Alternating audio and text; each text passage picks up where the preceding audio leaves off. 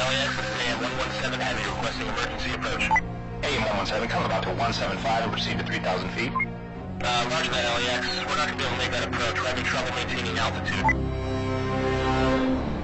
Shaping up to be a rough commute out there today. Watch for an accident on the 101 near Sherman Way. And we're just getting word that the 405 southbound has been shut down completely. Looks like some sort of police activity's got it cleared for a 2-mile stretch from the 118 all the way up to Victory. As soon as we get more information, we'll let you know. But in the meantime, we'll get you through with another 40 minutes of your favorite hits on KPPV.